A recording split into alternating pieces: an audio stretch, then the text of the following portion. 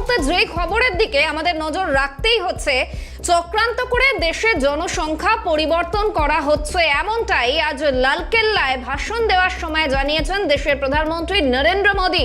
অত্যন্ত গুরুত্বপূর্ণ এই বক্তব্য তার পাশাপাশি তিনি বলছেন সুপরিকল্পিতভাবে ষড়যন্ত্রের অধীনেই এই কাজ চলছে। আজ ৭৯তম স্বাধীনতা দিবস দেশের এবং লালকেল্লার ভাষণে এমনটাই জানিয়েছেন প্রধানমন্ত্রী নরেন্দ্র মোদী। এর পাশাপাশি তিনি জানিয়েছেন একটি নতুন সংকটের বীজ বপন করা হচ্ছে। একদিকে জাতির উদ্দেশ্যে বার্তা, ঠিক তার পাশাপাশি এই তাৎপর্যপূর্ণ মন্তব্য বক্তৃতায় প্রধানমন্ত্রী নরেন্দ্র মোদীর ঠিক কি বলেছেন তিনি শোনাবো। आज देश के सामने एक चिंता, एक चुनौती के संबंध में आगाह करना चाहता हूं। षड्यंत्र के तहत, सोची समझी साजिश के तहत देश की डेमोग्राफी को बदला जा रहा है। एक नए संकट के बीज बोए जा रहे हैं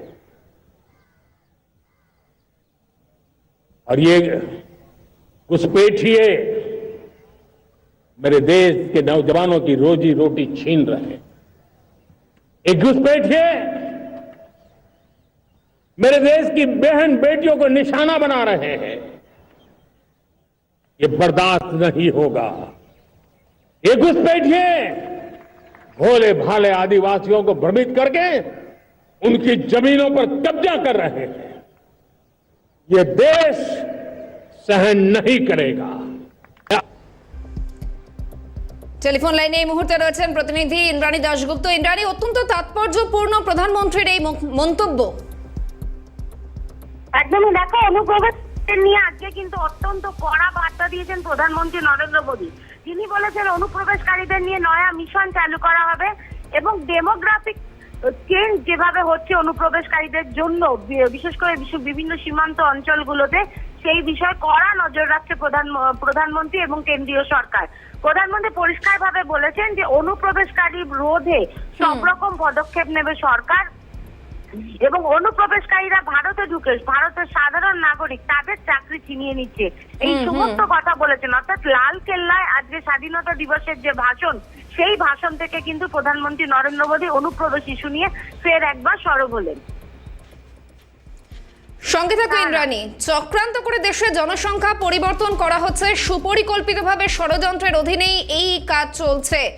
লালকেল্লার ভাষণে এমনটাই জানালেন প্রধানমন্ত্রী নরেন্দ্র মোদী এবং অত্যন্ত তাৎপর্যপূর্ণ তার এই মন্তব্য। অনুপ্রবেশকারীরা ভারতের যুবকের জীবিকা কেড়ে নিচ্ছে, অনুপ্রবেশকারীরা ভারতের বোন কন্যাদের লক্ষ্যবস্তু করছে, এমনটাই ভাষণে মন্তব্য প্রধানমন্ত্রী নরেন্দ্র মোদীর। আরো একবার শোনাই ঠিক কি বলেছেন, স্পষ্টভাবে কি বার্তা দিয়েছেন প্রধানমন্ত্রী নরেন্দ্র মোদী। देश के सामने एक चिंता, एक चुनौती के संबंध में आगाह करना चाहता हूं। षड्यंत्र के तहत, सोची समझी साजिश के तहत देश की डेमोग्राफी को बदला जा रहा है। एक नए संकट के बीज बोए जा रहे हैं और ये घुसपैठिए मेरे देश के नौजवानों की रोजी रोटी छीन रहे हैं। एक घुसपैठिए मेरे देश की बहन बेटियों को निशाना बना रहे हैं। ये बर्दाश्त नहीं होगा। ये घुसपैठिए भोले भाले आदिवासियों को भ्रमित करके उनकी। এই মুহূর্তে তৃণমূল নেতা অরূপ চক্রবর্তী রয়েছেন টেলিফোন লাইনে। যে বিষয়টি সম্পর্কে জানতে চাইবো, আজকে লালকেল্লার ভাষণে প্রধানমন্ত্রী নরেন্দ্র মোদীর অত্যন্ত তাৎপর্যপূর্ণ মন্তব্য। তিনি বললেন চক্রান্ত করে দেশের জনসংখ্যা পরিবর্তন করা হচ্ছে, কিভাবে দেখছেন বিষয়টিকে? নরেন্দ্র মোদী অনুপ্রবেশকারীদের সম্পর্কে খুব ভালো জানেন, কারণ ওনার বন্ধু ডোনাল্ড ট্রাম্প, কদিন আগে ট্রাম্পকে বন্ধু বলতেন তো, ওই ডোনাল্ড ট্রাম্প ঘাড় ধরে ভারতের অবৈধ অনুপ্রবেশকারী বলে হাতে হাত করা করিয়ে কার্গো ফ্লাইটে চাপিয়ে একল দিয়ে বেঁধে পাঠিয়ে দিয়েছে যাদের, তাদের মধ্যে ৮০% হচ্ছে নরেন্দ্র মোদীর নিজের রাজ্য গুজরাটের। তাই অনুপ্রবেশকারীদের বিষয়টা নরেন্দ্র মোদী হয়তো ওনার থেকেই ভালো শিখেছেন। দ্বিতীয় কথা, অনুপ্রবেশ হলে তার দায়িত্ব কার? বর্ডার পাহারা দেওয়ার দায়িত্ব অমিত শাহর ক্ষেত্রে। অবৈধ অনুপ্রবেশকারী ঢুকলে তার একমাত্র দায় এবং দায়িত্ব অনুপ্রবেশ আটকানোর অমিত শাহ। আর এত বড় বড় কথা বলছেন, আজকে না হয় পশ্চিমবঙ্গ, আসাম, ত্রিপুরা সেখানে 100% বর্ডার প্রোটেক্টেড নেই, সেখানে কাঁটাতার 100% নেই, কিন্তু যেখানে কাঁটাতার 100% আছে সেই পাকিস্তানের বর্ডার এলওসি পিওকে কি করে জঙ্গিরা 26/11 কদিন আগে যে আমাদের পেহেলগাম অ্যাটাক হলো, সেখানে জঙ্গিরা কি করে বর্ডার পেরিয়ে তারা ঢুকলো।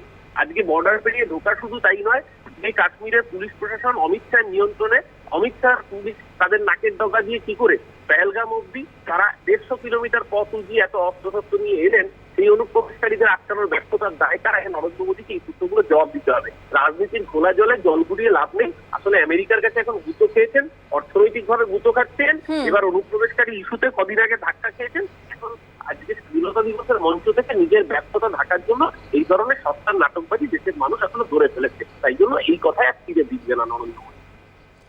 অনেক ধন্যবাদ আপনাকে। তৃণমূল মুখপাত্র অরূপ চক্রবর্তী ছিলেন টেলিফোন লাইনে। একেবারে সুপরিকল্পিতভাবে ষড়যন্ত্রের অধীনে এই কাজ চলছে, চক্রান্ত করে দেশের জনসংখ্যা পরিবর্তন করা হচ্ছে। একদিকে যেমন তিনি বলেছেন রক্ত জল একসঙ্গে বইতে পারে না, পাকিস্তানকে হুঁশিয়ারি দিয়েছেন প্রধানমন্ত্রী নরেন্দ্র মোদী। পাশাপাশি তার এই মন্তব্য অত্যন্ত তাৎপর্যপূর্ণ। কংগ্রেস মুখপাত্র সৌম্য রায় রয়েছেন টেলিফোন লাইনে। যে বিষয়টি সম্পর্কে জানতে চাইবো আপনার কাছে, লালকেল্লার ভাষণ থেকে প্রধানমন্ত্রী নরেন্দ্র মোদী বললেন চক্রান্ত করে দেশের জনসংখ্যা পরিবর্তন করা হচ্ছে, সুপরিকল্পিতভাবে ষড়যন্ত্রের অধীনে এই কাজ চলছে। আপনি কিভাবে দেখছেন গোটা বিষয়টি? উনি ভারতবর্ষের প্রধানমন্ত্রী হয়ে উঠতে পারেননি, উনি একটা সম্প্রদায়ের প্রধানমন্ত্রী হয়েছেন। উনি প্রধানমন্ত্রী হওয়ার জন্য এই যে ধর্মে ধর্মে ভাগ, রাজ্যে রাজ্যে ভাগ, দেশে দেশে ভাগ, শুধু ডিভাইড অ্যান্ড রুল যে ব্রিটিশ পলিসি সেটাই অনুসরণ করছেন। এই দেশে অনুপ্রবেশ যদি কোথাও হয়েও থাকে তার দায় দায়িত্ব তো কেন্দ্রীয় সরকারের। আজকে সারা ভারতবর্ষে উনি এত বছর ক্ষমতায় আছেন, তারপরে উনি বলবেন তো যে ভারতবর্ষে কত বেকার কেন হলো? উনি তো বলবেন যে ভারতবর্ষের শিক্ষা দীক্ষার মান নামছে, গণতান্ত্রিক একটা দেশে, স্বাধীন দেশে সংবাদ মাধ্যমের মান নামছে, মাথাপিছু রোজগার নামছে, ক্ষুধার ইন্ডেক্সে ভারতবর্ষের সংখ্যা নামছে, ক্ষুধার ইন্ডেক্সে ভারতবর্ষকে একটা ভয়ঙ্কর দিকে যাচ্ছে। আজকে বহিঃশত্রুরা দেশকে ছোট করে দেখাচ্ছে, সেগুলো না বলে উদরপিণ্ডি বুধর ধারে চড়াচ্ছেন। এখনো উনি নির্বাচনী জনসভায় আছেন, উনি মনে করছেন উনি নির্বাচনী জনসভায় আছেন।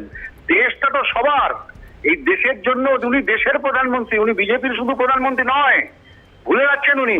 আসলে যখন ওই ঠেলায় পড়লে বেড়াল গাছে ওঠে, সারা ভারতবর্ষের অবস্থা খারাপ, অর্থনীতি ডুবতে বসেছে, বেকারদের অবস্থা খারাপ, মানুষের মাথাপিছু রোজগার কমে গেছে, ইন্ডাস্ট্রিগুলো বাইরে চলে যাচ্ছে, পুঁজির পলায়ন হচ্ছে, আর উনি এখন লালকেল্লায় বসে নির্বাচনী জুমলা দিতে ব্যস্ত হয়ে পড়েছেন। অনেক ধন্যবাদ আপনাকে। কংগ্রেস মুখপাত্র সৌম্য রায় ছিলেন টেলিফোন লাইনে। চক্রান্ত করে দেশের জনসংখ্যা পরিবর্তন করা হচ্ছে, সুপরিকল্পিতভাবে ষড়যন্ত্রের অধীনে এই কাজ চলছে। লালকেল্লার ভাষণে এমনটাই জানিয়েছেন প্রধানমন্ত্রী নরেন্দ্র মোদী। ইন্দ্রাণী প্রতিনিধি রয়েছেন সঙ্গে। ইন্দ্রাণী, অনুপ্রবেশকারীরা ভারতের যুবকদের জীবিকা কেড়ে নিচ্ছে, একেবারে স্পষ্ট বার্তা দিচ্ছেন প্রধানমন্ত্রী। একদমই, দেখো, ভারতের যুবকদের জীবিকা কেড়ে নিচ্ছেন যেমন বলছেন প্রধানমন্ত্রী নরেন্দ্র মোদী, ঠিক তেমনই কিন্তু তিনি যেটা বলছেন যে এর জন্য একটা হাই পাওয়ার কমিটি তৈরি করা হবে, ডেমোগ্রাফিক চেঞ্জিং মিশন, অর্থাৎ একটা হাই পাওয়ার কমিটি তৈরি করা হবে, যে কমিটি এই অনুপ্রবেশ ইস্যু নিয়ে কাজ করবে। অনুপ্রবেশ নিয়ে দীর্ঘদিন ধরে কিন্তু বিভিন্ন রাজ্যে সমস্যা চলছে। এবার সেই লালকেল্লার ভাষণ থেকে সোজাসুজি অনুপ্রবেশ ইস্যুকে সামনে আনলেন প্রধানমন্ত্রী নরেন্দ্র মোদী। তিনি পরিষ্কার বলেছেন একটি হাই পাওয়ার কমিটি তৈরি করা হবে, যে কমিটির মিশনই হবে এই অনুপ্রবেশ রোধ করা। কারণ অনুপ্রবেশকারীরা ভারতে ঢুকছে, ভারতের যারা যুবক যুবতী রয়েছে তাদের চাকরি খেয়ে নিচ্ছে, এবং এর ফলে কিন্তু ভারতের একটা বড় যারা আসলে ভারতবাসী, যারা ভারতের ছেলে মেয়ে বা ভারতের যুবক যুবতী, তাদের জন্য কর্মসংস্থানের ক্ষেত্রে একটা বড় সমস্যা তৈরি হচ্ছে। এই সমস্ত বিষয়গুলো সামনে নিয়ে এলেন প্রধানমন্ত্রী নরেন্দ্র মোদী। এবং অনুপ্রবেশ নিয়ে যেভাবে প্রধানমন্ত্রী নরেন্দ্র মোদী আজকে লালকেল্লাতে একটু সরব হলেন, সেটা কিন্তু এসআইআর যে চলছে বিভিন্ন রাজ্যে, এবং একই সাথে যেভাবে অনুপ্রবেশ নিয়ে বিভিন্ন রাজ্যে বিজেপি শাসিত রাজ্যগুলোতে কাজ চলছে, যেমন হরিয়ানা, দিল্লি, মহারাষ্ট্র, সেই বিষয়টাকে আরো একবার সামনে নিয়ে এলো। সঙ্গে থাকো ইন্দ্রাণী। চক্রান্ত করে দেশের জনসংখ্যা পরিবর্তন করা হচ্ছে, অনুপ্রবেশকারীরা ভারতের যুবকদের জীবিকা কেড়ে নিচ্ছে, লালকেল্লার ভাষণে এমনটাই জানিয়েছেন প্রধানমন্ত্রী এই মুহূর্তে বর্ষিয়ান সিপিএম নেতা রবীন দেব রয়েছেন টেলিফোন লাইনে। যে বিষয়টি সম্পর্কে জানতে চাইবো, অনুপ্রবেশকারীরা ভারতের যুবকদের জীবিকা কেড়ে নিচ্ছে, পাশাপাশি চক্রান্ত করে দেশের জনসংখ্যা পরিবর্তন করা হচ্ছে লালকেল্লার ভাষণে, এমনটাই বার্তা প্রধানমন্ত্রী নরেন্দ্র মোদীর। কিভাবে দেখছেন? এখন মাননীয় প্রধানমন্ত্রী আজ থেকে 11 বছর আগে প্রধানমন্ত্রীর আসন অলঙ্কৃত করা শুরু করেছেন। স্বাভাবিকভাবে 11 বছর অতিক্রান্ত হলো, এবার 12 বার তিনি প্রধানমন্ত্রী হিসাবে এই লালকেল্লা থেকে জাতির উদ্দেশ্যে ভাষণ দেওয়ার সুযোগ পেয়েছেন। এই 12 বারে বক্তৃতার সময় তিনি যে সব কথা বলছেন, তিনি কি একবার খতিয়ে দেখছেন যে এই ফেলে আসা 11টি বছর উনি কেন ওনার দপ্তর, ওনার সরকার, এই যে যারা নাকি বর্ডার সিকিউরিটি ফোর্স, স্বরাষ্ট্র দপ্তর বা যারা পররাষ্ট্র দপ্তর বা প্রতিরক্ষা দপ্তর চালায়, তারা এগুলি সম্পর্কে এতদিন ধরে কেন তৎপর হয়নি? বাইরে থেকে আসলে, অনুপ্রবেশ ঘটলে এর দায়িত্ব কেন্দ্রীয় সরকার। এর জন্য তো মানুষের ট্যাক্সও দিয়ে সরকার পরিচালনা হয়, মন্ত্রী থেকে আমলা থেকে আরম্ভ করে সবার খরচ বহন করে সাধারণ মানুষ। তারপর এখন এইসব মানুষের ঘাড়ে বা অন্যদের ঘাড়ে দোষ চাপালে সেগুলি কি হবে বলুন? এগুলি অবান্তর। প্রধানমন্ত্রী অনেক কথাই বলছেন, যেই কথার মধ্যে তিনি জানেন না যে এগুলির প্রতিক্রিয়া কি হতে যাচ্ছে, উনি সুদূর প্রসারী কি প্রতিক্রিয়া হবে। প্রধানমন্ত্রী যদি এইগুলি বলেন যে আজকে সমস্ত জীবন জীবিকা, এতদিন বলেছিলেন যখন 11 সালে লোকসভা নির্বাচন আগে তিনি বলেছিলেন 2 কোটি বেকারের চাকরি দেবেন, 11 বছরে 22 কোটি বেকারের চাকরি দেওয়ার কথা ছিল। এখন আমরা দেখছি 22 কোটি মানুষ এই সময় কাজ হারিয়েছে নতুন করে। স্বাভাবিকভাবেই এইসব কথার সাথে কাজের অমিল থাকলে এই ধরনের কথা আসে, অবান্তর কথা আছে। আমরা জানি অনুপ্রবেশ হচ্ছে। এই সরকারের যেমন বেকারি দূর করার দিক থেকে দুর্বলতা, মূল্যবৃদ্ধি হ্রাস করার দিকে দুর্বলতা, মানুষের ঐক্য সমতি রক্ষায় দুর্বলতা, দেশের সংবিধানের স্তম্ভগুলি রক্ষার দুর্বলতা আছে, তেমনি আছে এই বর্ডার রক্ষা করার ক্ষেত্রে, অনুপ্রবেশ ঠেকানোর ক্ষেত্রে দুর্বলতা আছে। অন্যের ঘাড়ে দোষ চাপাল হবে না, আগে নিজে আপনি পরকে ধর্ম শেখান। অনেক ধন্যবাদ আপনাকে। সিপিএম নেতা রবীন দেব ছিলেন টেলিফোন লাইনে। এবং গতকাল এসআইআর আর এনআরসি ইস্যুতে রীতিমতো সুর ছড়িয়েছিলেন রাজ্যের মুখ্যমন্ত্রী মমতা বন্দ্যোপাধ্যায়। ঠিক কি বলেছিলেন তিনি, দেখুন। ভালে আদিবাসীও ভ্রমিত, যারা নাগরিকত্ব দেবে বলে চিৎকার করে, তারা নাগরিকত্ব কেড়ে নেওয়ার ব্যবস্থা করেন। এই এসআর এর নামে একটা এনআরসি করার প্রক্রিয়া চালাচ্ছিল এবং এখনো চালাচ্ছে। মুখ্যমন্ত্রী মমতা বন্দ্যোপাধ্যায়ের প্রতিক্রিয়া আপনাদের শোনালাম। ঠিক তার পাশাপাশি অর্থাৎ এই গোটা বিষয়কে কেন্দ্র করে একাধিক প্রশ্ন ইতিমধ্যেই উঠতে শুরু করেছে। বিভিন্ন রাজনৈতিক দলের যারা প্রতিনিধি রয়েছেন তাদের প্রতিক্রিয়া আপনাদের শোনালাম। চক্রান্ত করে দেশের জনসংখ্যা পরিবর্তন করা হচ্ছে, সুপরিকল্পিতভাবে ষড়যন্ত্রের অধীনেই এই কাজ চলছে, এমনটাই লালকেল্লার ভাষণে জানালেন প্রধানমন্ত্রী নরেন্দ্র মোদী। একদিকে রক্ত এবং জল একসঙ্গে বইবে না, ঠিক যেমন একেবারে হুঁশিয়ারি দিয়েছেন তিনি পাকিস্তানকে 79তম স্বাধীনতা দিবসে লালকেল্লার ভাষণে, ঠিক তার পাশাপাশি চক্রান্ত করে দেশের জনসংখ্যা পরিবর্তন করা হচ্ছে, সুপরিকল্পিতভাবে ষড়যন্ত্রের অধীনেই এই কাজ চলছে, একেবারে ভাষণে স্পষ্টভাবে জানিয়েছেন প্রধানমন্ত্রী নরেন্দ্র মোদী। তিনি আরো বলছেন, নতুন সংকটের বীজ বপন করা হচ্ছে। অনুপ্রবেশকারীরা ভারতের যুবকদের জীবিকা কেড়ে নিচ্ছে, অনুপ্রবেশকারীরা ভারতের বোন কন্যাদের লক্ষ্যবস্তু করছে, নিরীহ আদিবাসীদের বিভ্রান্ত করা হচ্ছে, তাদের জমি দখল করা হচ্ছে।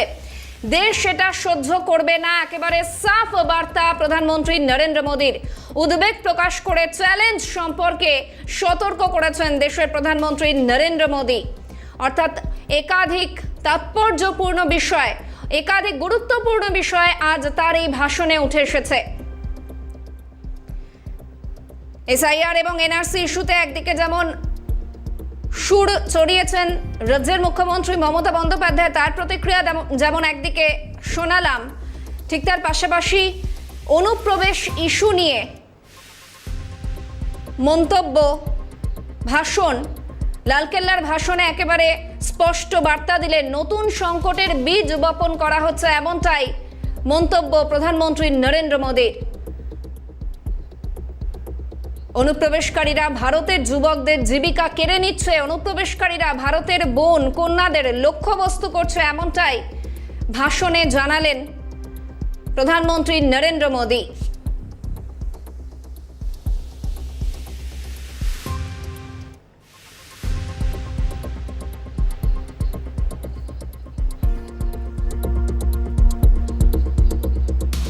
আর এই অনুপ্রবেশকারী ইস্যুতে বিরোধী দলনেতা শুভেন্দু অধিকারী তিনি ঠিক কি বলেছিলেন শোনাবো। অবৈধ অনুপ্রবেশকারী থাকবে না ভারত, এর থেকে ভালো কিছু হতে পারে না। পৃথিবীর সব দেশই করে। আমাদের বোনেদের বাচ্চাদেরকে লাভ জিহাদের নামে তুলে নিয়ে চলে যাচ্ছে, আদিবাসীদের জমি দখল করে নিচ্ছে। কালকে আমি ঝাড়গ্রামে গিয়ে দেখলাম শ্মশানে যাওয়ার জমি দখল হয়ে গেছে। এগুলো হতে পারে না। এখানেই তো আপনার নয়াচরে সব বাংলাদেশ থেকে এসে দখল করে নিয়ে ফিশারি চালাচ্ছে। এখানে আমাদের দেশে গরিব নেই? আমাদের দেশের লোকরা জমির পাট্টা পেতে পারে না?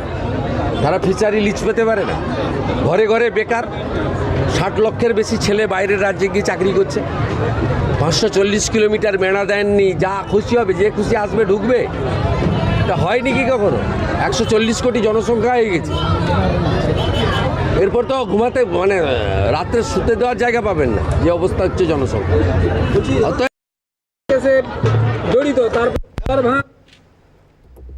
শুভেন্দু অধিকারী প্রতিক্রিয়া শোনালাম, পাল্টা মমতা বন্দ্যোপাধ্যায় কি বললেন শোনাই।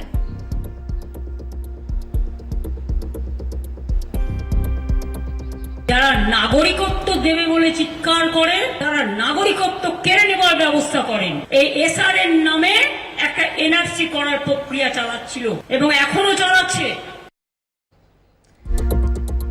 আর এই মুহূর্তে টেলিফোন লাইনে রয়েছেন বিজেপি নেতা রাহুল সিনহা। যে বিষয়টি সম্পর্কে জানতে চাইবো, একদিকে আপনি জানেন লালকেল্লার ভাষণে প্রধানমন্ত্রী নরেন্দ্র মোদী তিনি বলেছেন যে চক্রান্ত করে দেশের জনসংখ্যা পরিবর্তন করা হচ্ছে। পাশাপাশি এনআরসি এবং এসআইআর ইস্যুতে গতকালও সুর চড়িয়েছেন মমতা বন্দ্যোপাধ্যায়। গোটা বিষয়টিকে আপনি কিভাবে দেখছেন?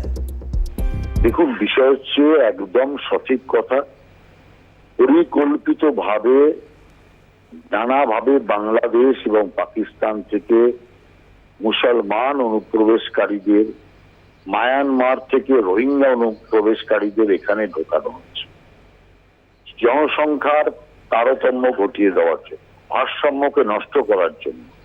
আর এর সবচেয়ে বড় প্রমাণ হচ্ছে আপনার কলকাতার মেয়র ববি হাকিম কি বক্তব্য কদিন আগে দিয়েছিল, যে সব শেষ পর্যন্ত আল্লাহ তাআলার সেবক হয়ে যাবে এবং ভারতবর্ষ জুড়ে আল্লাহ তাআলার সাম্রাজ্য স্থাপন। তো এই যে বক্তব্য, এর থেকে তো বোঝা যাচ্ছে কারা এটা করছে। নিজেদের ভোটের স্বার্থের জন্য রাজ্যটাকে এবং দেশটাকে আগামী দিন এক ভয়ঙ্কর সংকটের মধ্যে ফেলছে। আর এরা যে এই দেশটাকে সর্বনাশ করতে চায়, পশ্চিমবাংলাকে সর্বনাশ করতে চায়, সবচেয়ে বড় কারণ হচ্ছে, সবচেয়ে বড় প্রমাণ হচ্ছে যে এরা স্লোগান তুলেছে জয় বাংলা। বাংলার জয়ে কোনো আপত্তি নেই, কিন্তু জয় বাংলা স্লোগান হচ্ছে বাংলাদেশের স্লোগান। বাংলাদেশের স্লোগান ছাড়া ওরা অন্য কোনো স্লোগান পেল না। বাংলাদেশের স্লোগান জয় বাংলা, পশ্চিম বাংলার মাটিতে বললে কারা খুশি হবে? সেই বাংলাদেশি অনুপ্রবেশকারীরা খুশি হবে, বাংলাদেশি মুসলমানরা খুশি হবে। অতএব কাদের খুশি করার জন্য এই জয় বাংলা স্লোগান চলছে?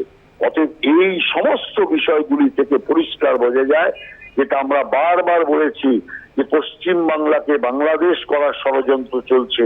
আর তার সাথে সাথে সারা দেশে জনসংখ্যার ভারসাম্যকে নষ্ট করে দিয়ে ভারতের মানচিত্রকে আবার নোংরা করার, আবর্জনাময় করার ব্যবস্থা চলছে।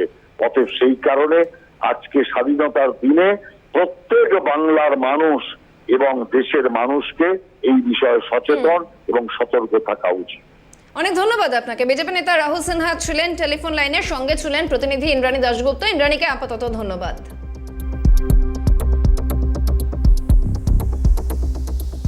দেখুন, একদিকে বিরোধীতে যাওয়ার আগে বিরোধী দলনেতা শুভেন্দু অধিকারী এবং পাশাপাশি মুখ্যমন্ত্রী মমতা বন্দ্যোপাধ্যায় তাদের প্রতিক্রিয়া আপনাদের শুনিয়েছে এবং এই বিষয়ে কি বলছেন অধীর রঞ্জন চৌধুরী এবারে আপনাদের শোনাবো। তিনি রীতিমতো বলছেন অনুপ্রবেশ শুধুমাত্র বাংলার নয়, গোটা দেশের সমস্যা। এবং ঠিক কি কারণে ঘটছে এই অনুপ্রবেশের সমস্যা, ঠিক কি কারণে এমনটাই বলছেন তিনি, অর্থাৎ এই গোটা বিষয়টিকে এভাবেই দেখছেন তিনি। ঠিক কি বলেছেন অধীর রঞ্জন চৌধুরী শোনাবো আপনাদের। যেখানে অনুপ্রবেশকারীদের সংখ্যা বলার মতো আমার কোনো পরিকাঠামো নাই। অনুপ্রবেশ শুধু ভারতের সমস্যা নয়, সারা পৃথিবীর সমস্যা। আজকে আমেরিকার সরকার তারাও অনুপ্রবেশ নিয়ে কথা বলছে, ইউরোপ তারাও অনুপ্রবেশ নিয়ে কথা বলছে। অনুপ্রবেশটা শুধুমাত্র একটা অনুপ্রবেশ হিসেবে দেখলে হবে না, অনুপ্রবেশের কারণগুলোকে আমাদের বুঝতে হবে। বাংলাদেশ থেকে ভারতবর্ষে বেশি কাজের সুযোগ আছে, তাই বাংলাদেশ থেকে ভারতবর্ষে অনুপ্রবেশ হতে পারে না কথা বলছি না। ঠিক একইভাবে ভারতবর্ষ থেকে বেশি সুযোগ আমেরিকায়, ইউরোপে, তাই এখান থেকে সেই সব দেশে অনুপ্রবেশ চলছে, তারাও বিব্রত। প্রবেশ হিন্দু আসছে বাংলাদেশ থেকে, হিন্দুরাও আসছে, মুসলমানও আসবে, চীন থেকে কেউ আসে না। ভারতবর্ষের যে পরিকাঠামো, ভারতবর্ষের যে বর্ডার যেটা রক্ষণাবেক্ষণ, ভারতবর্ষের প্রত্যেকটা বর্ডার এলাকার যে রাজ্যগুলো তাদের সতর্কতা, তার জন্য আরেকটা কারণ। এটা সরকারকে দেখতে হবে, সরকার নিজেই জানে না কত অনুপ্রবেশকারী আছে। সুপ্রিম কোর্টের সরকার আজ পর্যন্ত হলফনামা দিয়ে বলতে পেরেছে কি যে আমাদের দেশে এত অনুপ্রবেশকারী আছে?